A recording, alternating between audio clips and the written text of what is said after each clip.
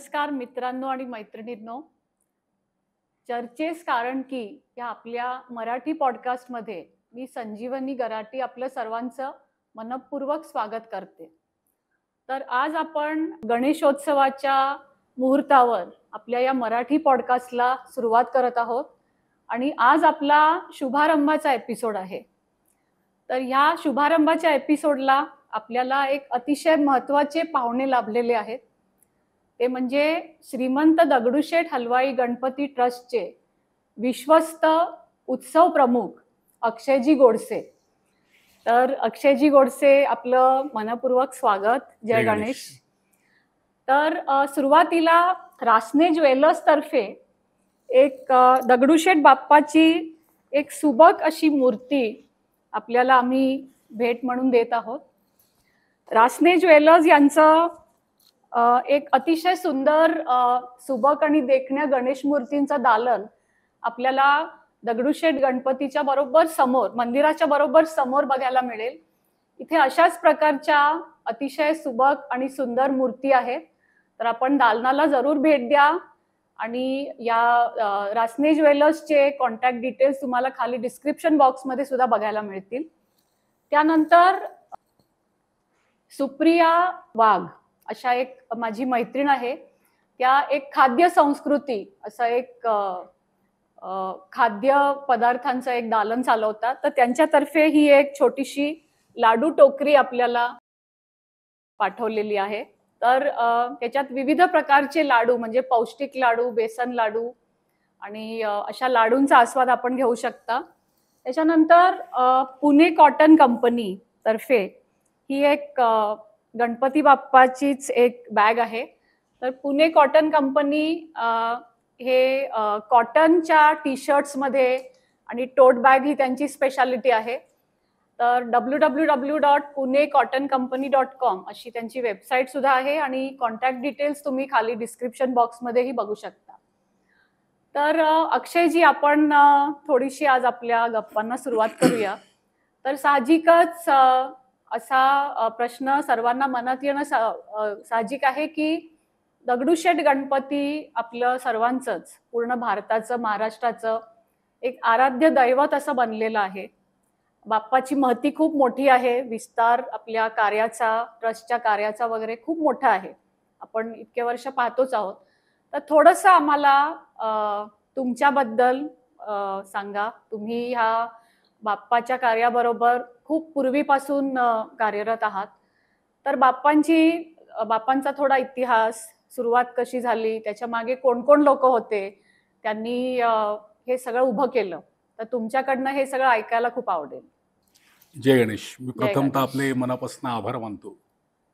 गणपती बाप्पाच्या वैभवशाली उत्सवाच्या पार्श्वभूमीवर आपण ही चर्चा करतोय आणि पहिलाच एपिसोड आपण दगडूशेठ गणपती बाप्पाच्या चरणी आपण सांगितलं की हो, बाप्पांच्या चरणी पहिला एपिसोड अर्पण आहे. हो, आणि त्यांच्या आशीर्वादानेच आम्ही सुरुवात करतो आहोत.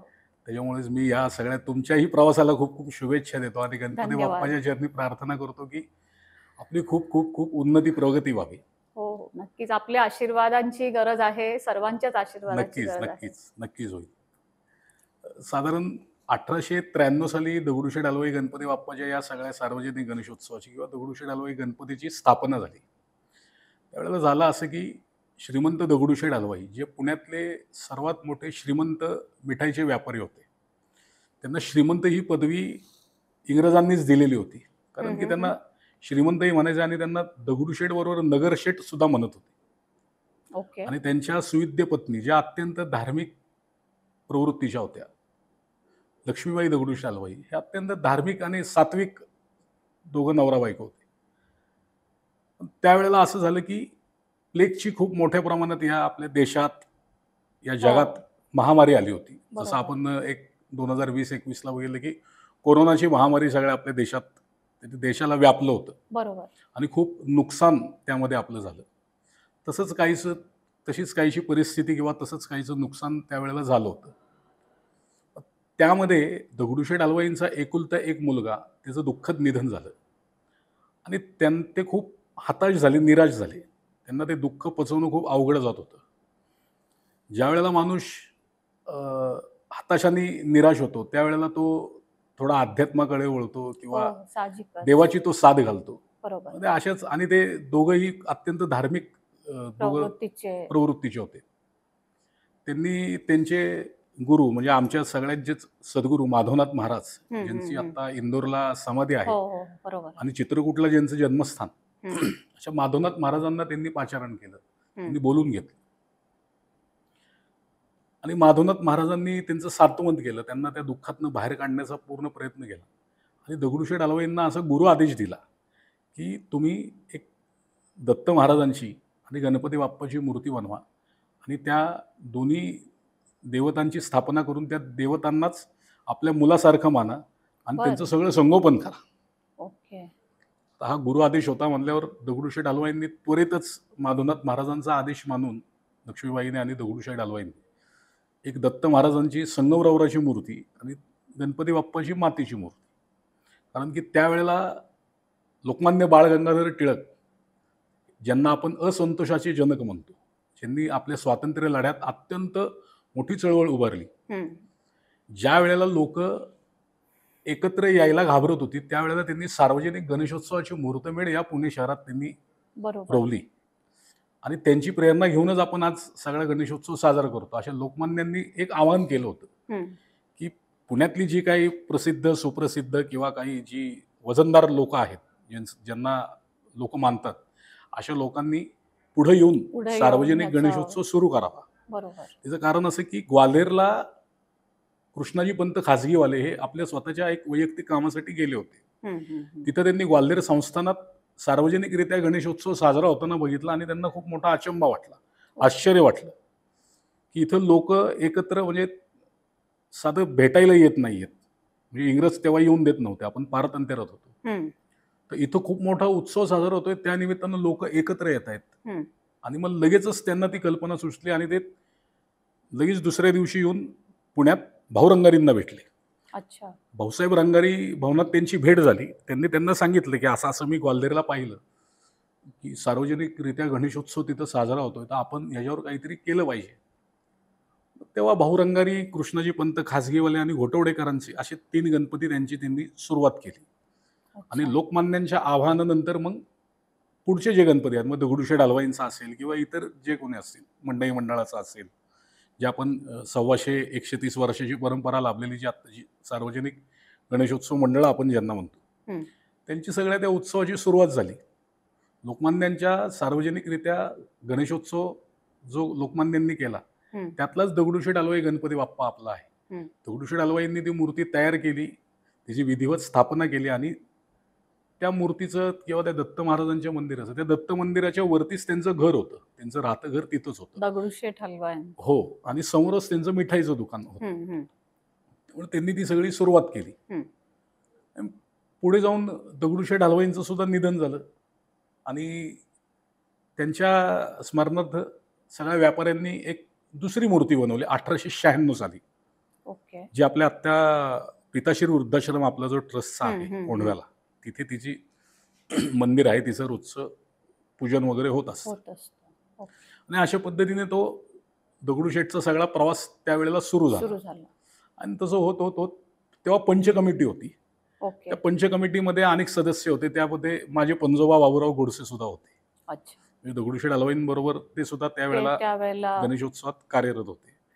मग पुढे जाऊन व्यापारीच हा सगळा गणपती बाप्पाचा उत्सव साजरा करायचे. मग 1952 साली आमच्याच सगळ्या आळीतले, आमच्या त्या सगळ्या भागातले सगळे तरुण, किंवा माझे आजोबा प्रतापराव गोडसे असतील, मामासाहेब रासने असतील, आप्पासाहेब सूर्यवंशी असतील किंवा के डी रासने असतील, आप्पासाहेब केदारे असतील, आप्पासाहेब लोंढे असतील, अनेक अनेक सगळे ह्या तरुणांनी एकत्र येऊन आपण हा गणपती बाप्पाचा उत्सव साजरा का नाही करावा, असं एक त्यांची चर्चा झाली. हं, जनरल हं. आपण चर्चा ज्याला म्हणतो. ती चर्चा झाल्यानंतर त्यांचं असं ठरलं, की आता पंच कमिटी जी होती दगडूशेठ हलवाईंची, ती सगळी ही व्यवस्था पाहते आणि सगळे व्यापारी लोक त्याचा उत्सव साजरा करतात. तर आपण हा साजरा करू, आपण आपल्या ताब्यात घेऊ. आणि एक त्यावेळेला सगळे ते तरुण होते, त्यामुळे हो, एक त्यांची हो. अशी मानसिकता होती स्वाभाविकपणे. त्यांनी पंच कमिटीला सगळ्या विनंती केली. त्या पंच कमिटीने ती विनंती मान्य केली आणि 1952 साली आमच्या सुवर्णयुग तरुण मंडळाची त्या निमित्तानं स्थापना झाली. अच्छा, 1952 साली हे सुवर्णयुग तरुण मंडळ हो, स्थापन स्थापन झालं. झालं. म्हणजे तुम्ही म्हणलात की हे जे सगळे पुढची पिढी पुढची पिढी आधीचे संस्थापक जे होते त्यांच्या पुढच्या पिढीनी हा सगळा वारसा वारसा पुढे चालवला. चालू हम्म. चालू त्यांनी केला तेव्हापासून. 52 साली सुवर्णयुग तरुण मंडळाची स्थापना केल्यानंतर व्यापाऱ्यांनी त्यांना 2 गणपती बाप्पाच्या मूर्त्या, हम्म. एक कंठी, 4 कडी अच्छा. हातातली. ओके. ताते नेहमी सांगायचे की 6 भोगपडे पैसे, 300 रुपये रोख आणि 9 आरसे असा ऐवज बापरे. एक सुवर्णयुग तरुण मंडळाच्या त्यावेळेला त्यांनी ताब्यात दिलं. दिला. आणि पुढे ते हळूहळू सगळी वाटचाल सुरू झाली. हम्म. 52 साली स्थापन झालेल्या सुवर्णयुग तरुण मंडळाच्या गणपतीला म्हणजे दगडूशेठ हलवाईंच्याच या गणपतीला आधी बाहुलीच्या अवधाचा गणपती असं नाव होतं. आणि अनेक जुनी लोक सुद्धा अजून सुद्धा सांगतात. बाहुलीच्या अवधाचा गणपती सुद्धा असं म्हणतात. असं खूप जुनी जे म्हणतात. आहेत लोक ती. हम्म. हम्म. त्याचं कारण असं की जिथे आत्ता आपला गणपती बाप्पाचा उत्सव साजरा होतो तिथे पूर्वी कोतवाल चावडी होती. ओके. पुण्याचे कोतवाल तिथं असायचे आणि पुण्याचा सगळा कारभार तिथनं पाहिला जायचा. हम्म. त्या कोतवाल चावडीच्या पुढे एक बाहुलीचा हौद होता. हम्म. आमच्या त्याच भागात राहणारे होले त्यांची एकुलती एक लहान मुलगी, हम्म. त्यावेळेला तिचं निधन झालं होतं. तिच्या स्मरणार्थ तो हो, हौद बांधला होता. बरोबर. आणि त्या होलेंच्या कन्याच्या स्मरणार्थ तो हौद असं गणपतीच्या मांडवातच असायचा. म्हणून अच्छा. बाहुलीच्या हौदाचा गणपती असं त्या गणपती बाप्पाला त्या किंवा त्या मंडळाला असं नाव होतं. नाव होतं. सगळे लोक तसेच म्हणायचे बोलीभाषेमध्ये. असं मग त्याचं नामकरण सुवर्ण तरुण मंडळ झालं. त्याच्यानंतर मग हळूहळू पुढे वाटचाल सुरू राहिली. 1967 साली गणपती बाप्पाचा 75वा उत्सव होता, म्हणजे ज्याला आपण अमृत महोत्सव म्हणतो. हम्म. हम्म. हम्म. तो ह्या सगळ्या मंडळींनी, तात्या, मामा, आप्पा, सगळ्या या लोकांनी खूप मोठ्या प्रमाणात साजरा करायचा असं ठरवलं की आपण अच्छा. खूप मोठा उत्सव करू. हो, हो, हो. आणि त्यावेळेला मंडळांनी गुलाल बंद केला. जी अच्छा. गुलाल बर. जी परंपरा होती, खूप गुलाल खेळायची. मध्ये अगदी मिरवणूक आली की लोक अशी बाजूला व्हायची, असे लोक सांगतात जुनी. हम्म. हम्म. हम्म. हम्म. तर त्यांनी ती सगळी प्रथा बंद करून कुठेतरी एक आपली संस्कृती, आपली परंपरा याचं जतन व्हावं म्हणून चांगल्या पद्धतीची एक मिरवणूक, महिलांचा सहभाग त्या मिरवणुकीमध्ये वाढवला. आणि त्यावेळेला एक आगळा वेगळा सांस्कृतिक महोत्सव आमच्या इथं तेव्हा झाला 1967 साली, 75च्या निमित्तानं. बरोबर. त्यावेळेला असं झालं की 67च्या मिरवणुकीमध्ये आमची दुसरी जी मूर्ती आहे, ज्या वेळेला तिचा उत्सव साजरा होत होता, तिच्या हाताला थोडा धक्का लागला. ओके. आणि मग गुरुजींनी किंवा पुरोहितांनी असं सांगितलं की ह्या गणपती बाप्पाच्या मूर्तीचा उत्सव तुम्ही करू नका, अशी ती आहे तशी मूर्ती- एका जागेवर ठेवा. हा, बरोबर. त्यांचं सगळं ऐकून सुवर्णयुग तरुण मंडळांनी, तात्यांनी वगैरे, मामांनी सगळ्यांनी निर्णय घेतला की आपण एक गणपतीची नवीन मूर्ती तयार करू. ही 1967 67 सालची साली गोष्ट आहे. ठरलं असं. हम्म. आणि मग 67 साली त्या मूर्तीचं काम सुरू केलं. आमच्या ट्रस्टचे आत्ताचे उपाध्यक्ष बाळासाहेब परांजपे डॉक्टर, ते बीजे मेडिकल कॉलेजमध्ये होते. त्यांनी एक कलाकार त्यांच्या इथं नवोदित असं युवक कलाकार होते, नागेश शिल्पी म्हणून, हम्म. ज्यांनी पुण्यातल्या अत्यंत खूप सुबक आणि देखण्या मूर्त्या घडवल्या. हम्म. दगडूशेठची तर त्यांनी बनवलीच, पण अनेक मूर्त्या आहेत, अनेक मंडळांच्या मूर्त्या, जिलब्या मारुती असेल, निंबाळकर तालीम असेल, गरुड गणपती असेल, अच्छा. किंवा विजय टॉकीजच्या इथलं गजानन मंडळ असेल, मार्केट यार्डचं शारदा गणपती असेल, अशा ओके. अनेक देखण्या मूर्त्या त्यांनी त्या बनवल्या. सुरुवात त्यांची दगडूशेठ हलवाई गणपतीपासून झाली. मग त्यांना पाचारण करण्यात आलं. मग त्यांनी एक छोटासं एक मूर्ती बनवून आणली होती की अशा पद्धतीची आपण मूर्ती बनवू म्हणून. आणि मग सगळ्या एक प्रोजेक्टरवर सगळ्या कार्यकर्त्यांना, तिथं सगळ्या पदाधिकाऱ्यांना दाखवण्यात आली की असं असं आपण करतोय की करतोय. अशी मूर्ती आपली अशी दिसणार मूर्ती आहे. आता आपली दिसणार आहे. सगळ्यांनी त्याला मान्यता दिली. पण त्यावेळेला घडलं असं की म्हणजे जवळजवळ 350-400 वर्षांनी एक सूर्यग्रहण त्या वर्षी येत होतं 1968 साली. बरोबर. आणि नागेश शिल्पी यांचे वडील ते पंडित होते, शंकरप्पा शिल्पी त्यांचं नाव. ते कर्नाटकात सगळं याचंच शिक्षण, सगळं म्हणजे त्यांची स्वतःची वेदपाठ शाळा होती. ओके. परत ते स्वतः एकदम पंडित होते, सगळे पौरोहित्य करण्यात एकदम एक्सपर्ट होते. हम्म. हम्म. त्यांनी असं सगळे सुवर्ण तरुण मंडळाला अशी विनंती केली की तुम्ही आता योगायोगाने ही 68 साली गणपती बाप्पाची मूर्ती बनवत आहे, तर आपल्या हिंदू संस्कृतीला, हिंदू शास्त्राला अनुसरून काही जी मंदिरं आपल्या भारतात मोठी मोठी आहेत, मग दक्षिण भारतातलं तामिळनाडूतलं मीनाक्षी अम्मा मदुराईचे मंदिर आहे, किंवा तिरुपती बालाजींचं मंदिर असेल, किंवा आंध्रातली काही, तामिळनाडूतली, कर्नाटकातली, दक्षिण भारतातल्या मंदिरांमध्ये यंत्राची पूजा करण्याची जी यंत्र असतात देवतेची, मग हम्म. श्रीयंत्र असेल, हो गणेश हो यंत्र असेल बरोबर. किंवा देवीचं यंत्र असेल, महादेवाचं यंत्र असेल, त्या त्या देवाच्या यंत्रांची पूजा करण्याची तिथं पद्धत आहे. प्रथा आहे बरोबर. अगदी आपण कांचीपुरमला जरी गेलो, कामाक्षी अम्मा त्या देवीच्या मंदिरामध्ये सुद्धा श्रीयंत्र आहे. यंत्र आहे. शंकराचार्यांनी तेच तिचं स्वतः ते स्थापित केलेलं श्रीयंत्र आहे. इतकी त्याची ओके. महती आहे. त्यामुळे ती पद्धत आपल्या हिंदू धर्मामध्ये किंवा आपल्या संस्कृतीमध्ये ती होती. आणि ते दक्षिणेतलेच होते शंकराप्पा. त्यांनी असं सुचवलं की ही गणपती तुम्ही करताय, त्या गणपतीच्या पोटामध्ये गणेश सिद्धियंत्र आणि श्रीयंत्र बसवा. ओके. तर त्यावेळेला तात्या असं सांगायचे की आम्हाला काही या बाबतीत जास्त माहिती नव्हतं. माहिती नव्हतं बरोबर. आता हे बसवायचं का नाही त्यावरून आमचे थोडंसं हे झालं, बसवायचं नाही बसवायचं, बसवायचं नाही बसवायचं. एकमतांनी सगळ्यांचं ठरलं की ठीक आहे, ते म्हणत असतील तर आपण बसवू. बसवायचं. हो. त्यांनी अट अशी ठेवली की तुम्हाला तुमच्या शेवटच्या श्वासापर्यंत ह्या गणपती बाप्पाचं तुम्हाला पावित्र्य पाळावे लागेल, पावित्र्य राखावं लागेल. त्याचं रोजचे 2 वेळेला आरती करावी लागेल, त्याला नैवेद्य, सगळे त्याचे षोडश उपचार आपण ज्याला म्हणतो, ते बरोबर. सगळे यथासांग त्याला विधिवत सगळ्या त्या गोष्टी कराव्या लागतील, अशी त्यांनी अट घातली. अशी त्यांनी शपथच घ्यायला लावली. सगळे मान्य झाले, मान्य आहे म्हटले. कारण की हेच कसं होतं, तात्या सांगायचे की आम्ही सार्वजनिक गणेशोत्सव किंवा सार्वजनिक गणेशोत्सव साजरा करणारे कार्यकर्ते, आम्हाला धर्म, परंपरा, शास्त्र याची माहिती जास्त नव्हती. हो. पण गणपती बाप्पाचीच कुठंतरी ती कृपा, इच्छा होती, त्यामुळे इच्छा त्यांनी त्या होती. सगळ्या गोष्टी त्यावेळेला करून घेतल्या. आणि योगायोग असं की बरोबर त्या वर्षीच तो अमृत योग आला होता. 1968 झाली, तो 350-400 वर्षांनी येतो. त्या ग्रहणात शंकराप्पांनी आपल्या मुळामुठाच्या संगमावर ते यंत्र सिद्ध केलं आणि ते गणपती बाप्पाच्या पोटामध्ये विधिवत ते बसवलं. आणि त्यावेळेला आपल्या दत्त संप्रदायाचे अत्यंत अधिकारी व्यक्ती आपण ज्यांना म्हणतो, सद्गुरू गुळवणी महाराज यांच्या हस्ते गणपती बाप्पाची त्यावेळेला प्राणप्रतिष्ठा झाली. 27 ऑगस्ट 1968 मंगळवार, गणेश चतुर्थी त्यावेळेला होती. ओके. योगायोगाने ह्या वर्षी सुद्धा 27 ऑगस्टला गणपती बाप्पाचं आगमन होणार आहे. तसं ते एक चांगला योग आहे. बरोबर. म्हणजे त्यांनी तुम्ही जसं सांगितलं की अशी अट घातली होती, रोज इतक्या पूजा, नैवेद्य हे सगळं सागर संगीत व्हायला पाहिजे. त्यामुळे मला वाटतं दगडूशेठ बाप्पा असा एकमेव आपण म्हणू शकतो पुण्यात गणपती आहे त्याचं देऊळ आहे आणि प्रॉपर त्याचं म्हणजे पुजाऱ्यांमार्फत सकाळपासून संध्याकाळपर्यंत षोडशोपचारे पूजा, नैवेद्य हे सगळं विधिवत आजही आपण बघतो होत असतं, नेहमी चालू आहे अजूनही. तशाच पद्धतीनं ते मग जशी ही मूर्ती आली तसं तो सगळं ते वैभव वाढायला सुरुवात झाली. हळूहळू सगळे त्या गणपती बाप्पाचे एक एक दागिने वाढले. आधी कंठी होती, मग अंगठी आली, मग काही लोकांचे. आणि त्यांनी शंकराप्पांनी असं सुद्धा सांगितलं होतं की तुम्ही जेवढं याचं पावित्र्य पाळताल त्याचं दिवसेंदिवस तेज वाढत झाले आणि येणाऱ्या भाविक भक्तांच्या मनोकामना, इच्छा हा गणपती बाप्पा नक्कीच पूर्ण केल्याशिवाय राहणार नाही. त्याची प्रचिती आणि त्याचं आपण स्वरूप आज नक्कीच पाहतोय.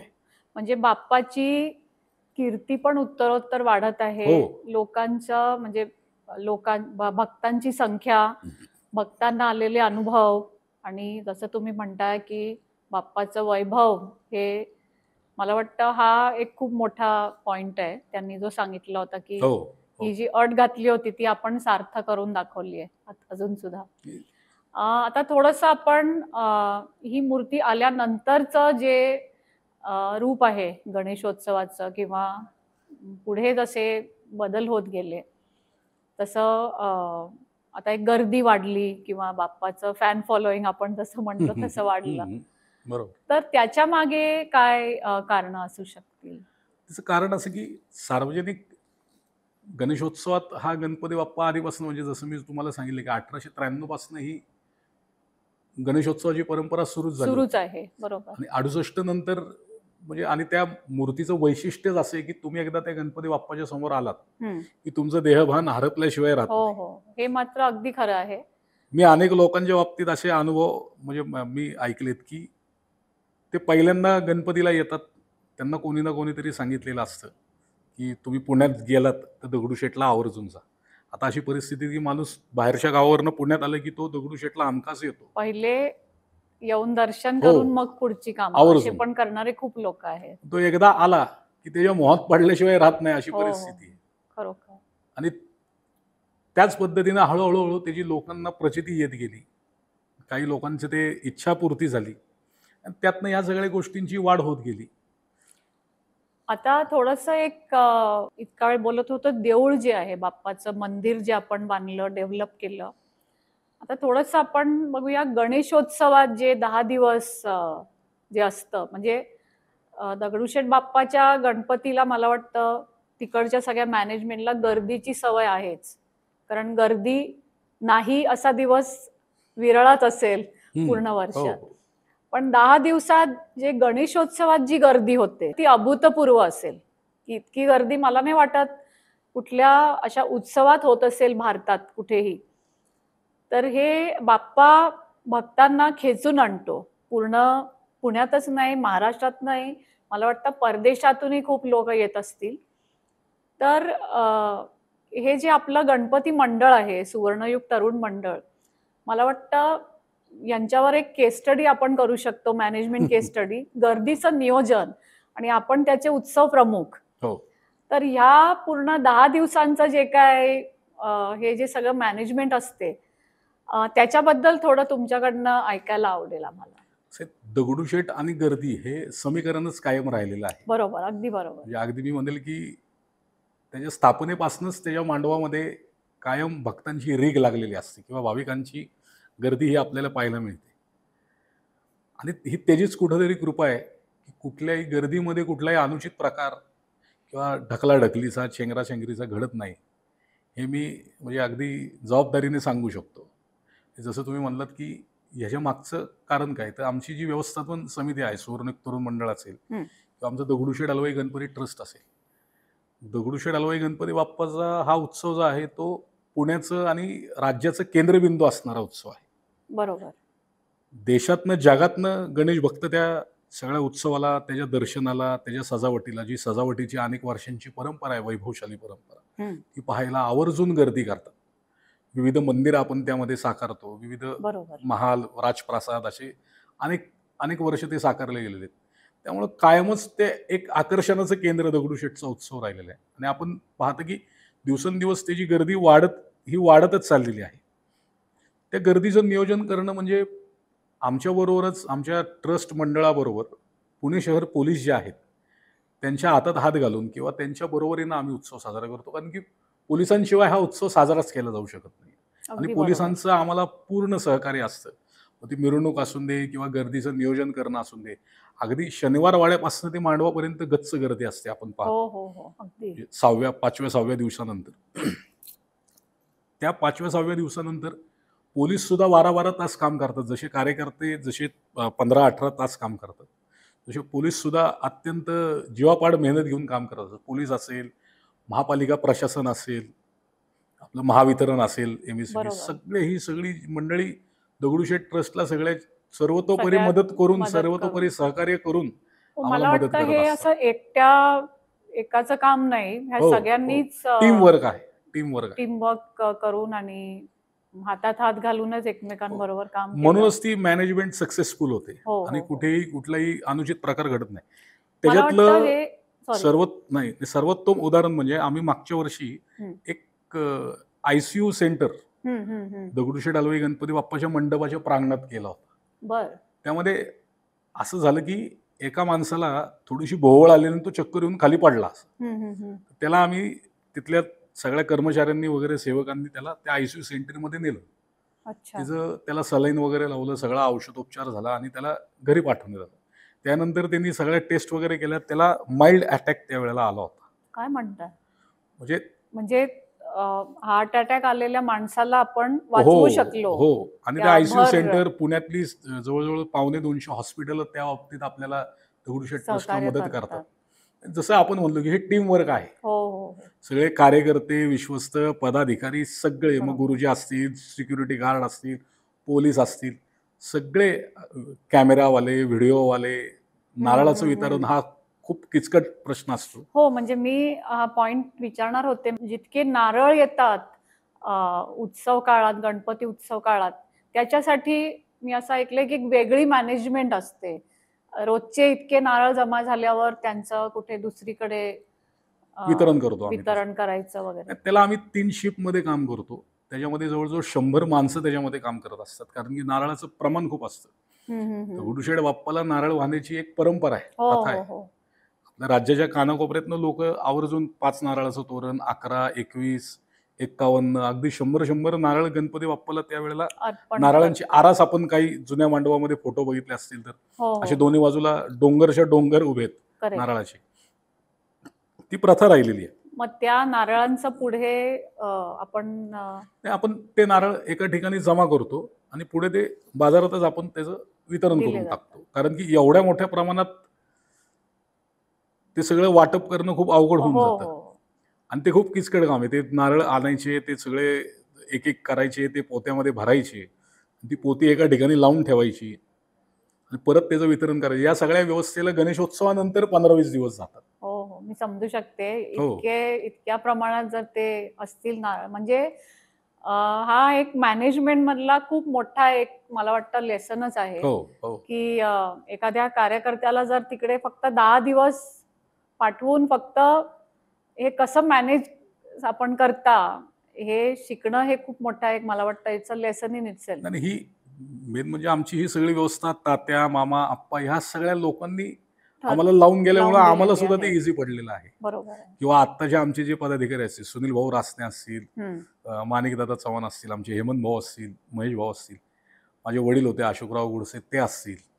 या सगळ्यांनी ती सगळी परंपरा एक चालवली मला आणि आम्ही वाटतं त्यांनी तसेच पायंडा पद्धतीने रचलेला आहे त्याच्यावर आपण सगळे आता पुढं काम करता. करतोय.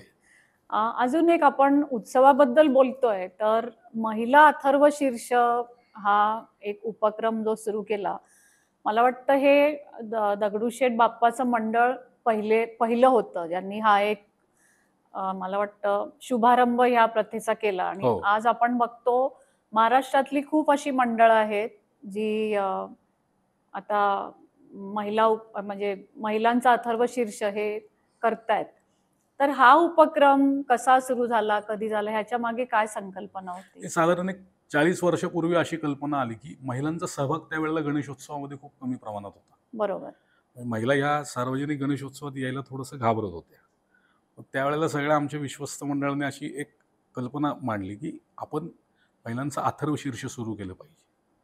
आणि मुळात ही कल्पना आमच्या शुभांगीताई भालेराव ज्या त्याचं संयोजन करतात आणि अरुणजी भालेराव त्यांचे मिस्टर मिस्टर. त्यांनी त्यावेळेला तात्या, मामा, आप्पा वगैरे केडी आप्पांच्या तिथं त्यांनी मांडली, की असं-असं आपण करू.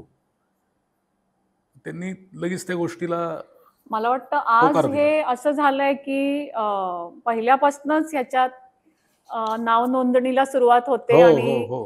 ह्याच्यात जागा मिळत नाही. म्हणजे तुम्ही थोडा उशीर केला की संपले आता अगदी जागा. 2-2 महिन्या आधीपासून आम्ही याची तयारी हो, करतो. त्या बरोबर आहे. सगळ्या बैठका असतील किंवा मीटिंग असतील किंवा काय बरोबर आहे. त्यांच्याशी बोलणं चालणं असेल, त्याची व्यवस्था असेल. 2-2 महिन्या अगोदर त्याची तयारी सुरू होती.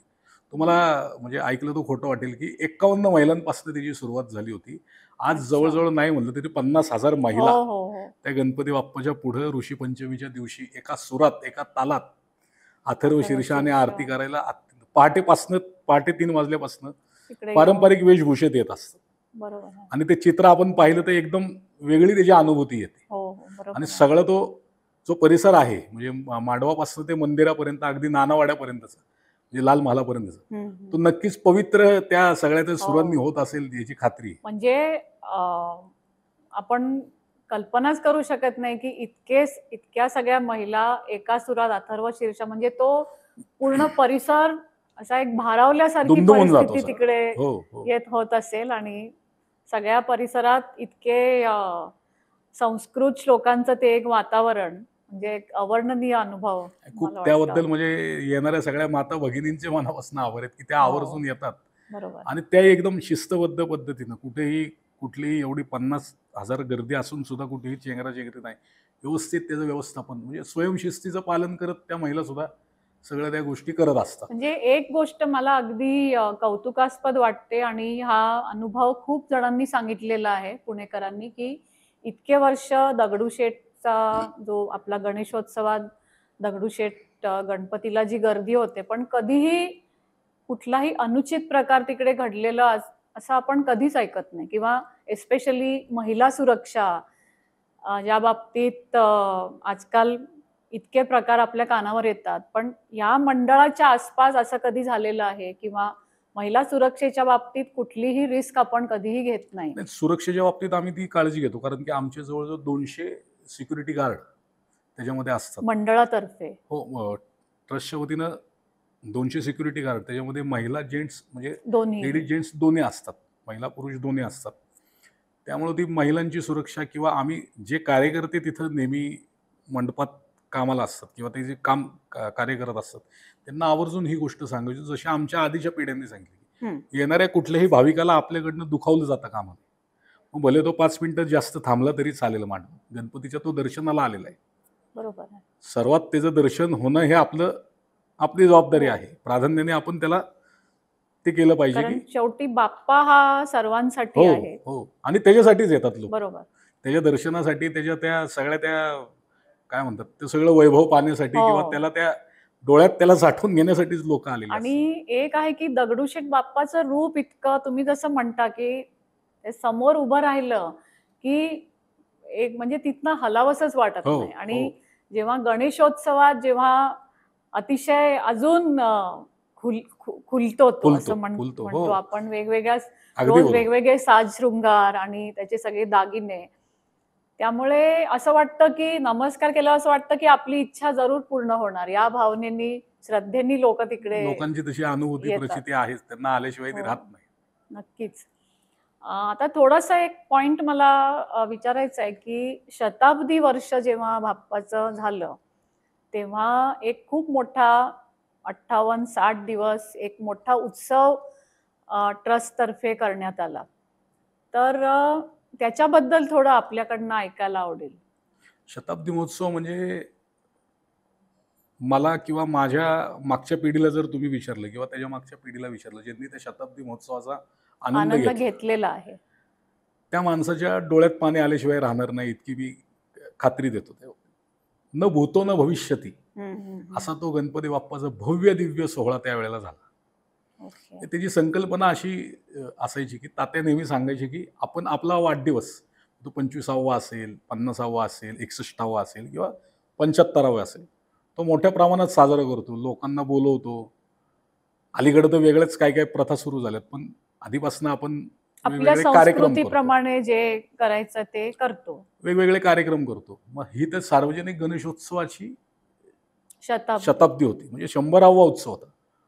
तो त्या जोरात झालाच पाहिजे. म्हणून सगळ्या ट्रस्टी मंडळाने असा निर्णय घेतला की आपण काहीतरी वेगळं आणि खूप धार्मिक, सांस्कृतिक आणि सामाजिक पद्धतीनं हा सोहळा उत्सव करू. झाला पाहिजे. पुणे शहर ही महाराष्ट्राची सांस्कृतिक राजधानी आहे. नक्कीच. त्याला अनुसरून त्या सोहळ्याची त्यावेळेला निर्मिती झाली. म्हणजे 58 दिवसाचा तो उत्सव झाला. म्हणजे जवळजवळ 2 महिन्याचा तो गणेशोत्सव झाला. बरोबर. सारसबागेच्या तिथल्या बाबूराव सनस मैदानामध्ये भव्य दिव्य अशा बिकानेर राजवाड्याची प्रतिकृती त्यावेळेला केली गेली होती. बरं. त्याचं ओके. काम जवळजवळ 8-9 महिने चाललं होतं. अच्छा. पुण्यातल्या आणि आपल्या दगडूशेठची, ज्यांनी अनेक वर्ष अत्यंत गणपती बाप्पाची कलेने सेवा केली, ते ज्येष्ठ आमचे कला दिग्दर्शक कैलासवासी मुरलीधर अण्णा कुलकर्णी, एम.एल. कुलकर्णी, आम्ही एम.एल. अण्णा त्यांना असं जवळची की ज्या नात्यानं प्रेमाने म्हणायचो, असं प्रेमाने म्हणतात. म्हणायचो. एम.एल. अण्णांनी ते जवळजवळ 60 सुतारांच्या 60 नेतृत्वात, सुतारांची टीम 7 याच्यावर काम सुतारांची करत टीम होती. त्यामध्ये काम करत होती. लाईटवाले वायकर ब्रदर्स होते. ओके. 4-5 मांडववाले होते त्यावेळेला पुण्यातले, आणि खूप मोठा असं एक राजवाडा त्यावेळेला गणपती बाप्पाचा, बिकानेरचा बिकानेर राजवाडा, जो आपल्या बिकानेरला प्रसिद्ध आहे, हम्म, हम्म. त्याची प्रतिकृती एक केली होती. आणि बरं. जागतिक ख्यातिकीर्तीचे जे कलावंत आहेत, त्यांनी गणपती बाप्पाच्या चरणी त्यावेळेला आपली सेवा रुजू केली. पंडित भीमसेन जोशी असतील, भारतरत्न लता दीदी असतील, आशाताई असतील, सगळं मंगेशकर कुटुंबियांच्या हस्तेच त्या सगळ्या त्या विद्युत रोषणाईचं उद्घाटन त्यावेळेला केलेलं होतं. ओके. पंडित बिरजू महाराज असतील, झाकीर हुसेन असतील, त्यांचे वडील उस्ताद अल्ला रखा असतील, सुधीर फडके असतील, श्रीधर फडके असतील, सुरेश वाडकर असतील, म्हणजे पंडित सगळे शिवकुमार शर्मा असतील, दिग्गज बालमुरली कृष्णन कलावंत. असतील, हो. अत्यंत दिग्गज कविता कृष्णमूर्ती असतील, सगळे दिग्गज कलावंत. त्यांची मोफत संगीत रजनी म्हणजे संगीत महोत्सवाचा 50 दिवसाचा कार्यक्रम बरं. त्यावेळेला दगडूशेठ हलवाई गणपती ट्रस्टने आयोजित केला होता. आपल्या हिंदू धर्माचे चारही पीठाचे शंकराचार्य, हम्म, हम्म, हम्म. द्वारका पीठाचे किंवा सगळ्यात त्या चारही पीठाचे शंकराचार्य तिथं दर्शनाला येऊन गेले. अनेक राजकीय व्यक्ती, राजकीय पुढारी, सगळ्या अनेक किंवा कलावंत त्यावेळेला येऊन गेले. बिस्मिल्ला खानचा मोठा त्यावेळेला कार्यक्रम शंकराचार्यांच्या उपस्थितीत तसा झाला होता. बरं. शंकराचार्यांनीही आवर्जून बिस्मिल्ला खान यांच्या सनई वादनाला हजेरी त्यावेळेला लावली होती. अच्छा.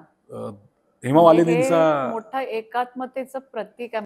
कारण बाप्पाच्या व्यासपीठावर सगळ्या प्रकारचे कलावंत येऊन त्यांनी सेवा दिली आणि म्हणजे मला वाटतं एक पर्वणीच म्हणायला पाहिजे. खूप मोठी, खूप पुणेकरांसाठी. आनंदाची महापर्वणी मी म्हणेल, हो. की अशा पद्धतीचा तो आगळा वेगळा सोहळा झाला. हेमा मालिनींचा कार्यक्रम होता दुर्गा बॅलेचा. बर. ओके. असे अनेक हरिभक्त परायण महाराष्ट्र भूषण बाबा महाराज सातारकरांचा हम्म. चातुर्मासाचा कार्यक्रम होता. शंकराचार्यांचा चातुर्मासाचा कार्यक्रम होता. धार्मिक कार्यक्रम म्हणले तर शृंगेरी पीठाचे शंकराचार्य भारती तीर्थ महाराज त्यांच्या हस्ते गणपती बाप्पाची तिथं स्थापना झाली होती. त्यावेळेला काशीपासनं ते कन्याकुमारीपर्यंतचे अशा सगळ्या विविध प्रकारचे ब्राह्मण त्यावेळेला गणपती बाप्पाच्या प्राणप्रतिष्ठेसाठी त्यावेळेला आणण्यात आले होते. आणि एक आगळं वेगळं धार्मिक सांस्कृतिक वातावरण त्यावेळेला 2 महिने होतं. त्यामुळे मी तुम्हाला म्हणलं ना, की जुन्या कार्यकर्त्यांना जर विचारलं ना, की त्या आठवणीत त्या हरवून जातात. म्हणजे म्हणजे आता एकदम तुम्ही जे ऐकताय ते सांगूनच म्हणजे हो. ते ऐकूनच असं होतंय की अरे म्हणजे कुठलेच कलाकार मला वाटतं सुटले नसतील. सगळ्यांनीच येऊन इकडे त्या बाप्पाच्या कार्यक्रमाला चरणी. ज्यांनी लाभ घेतला ते कार्यकर्ते आमच्या अजूनही सांगतात, की आम्ही खऱ्या अर्थाने गणपती बाप्पाच्या कृपेने खूप भाग्यवान ठरलो, की हो. आम्हाला तो शताब्दी महोत्सव 1992 सालचा बघायला मिळाला. बघायला मिळाला. अत्यंत वैभवशाली मिरवणुकीत शंकराचार्य होते, बाबा महाराज सातारकर होते, गणपती बाप्पाचं रथ अत्यंत सगळा तो लवाजमा शाही थाटातला नेहमीप्रमाणे तो सगळा आणि एक आगळं वेगळं त्यावेळेला उत्सव झाला. हो, खरंच. आणि खऱ्या अर्थानं तो टर्निंग पॉईंट ठरला. त्या निमित्तानं गणपती बाप्पा जगभरात पोहोचला असं म्हणण्यास हरकत नाही. हो, बरोबर आहे.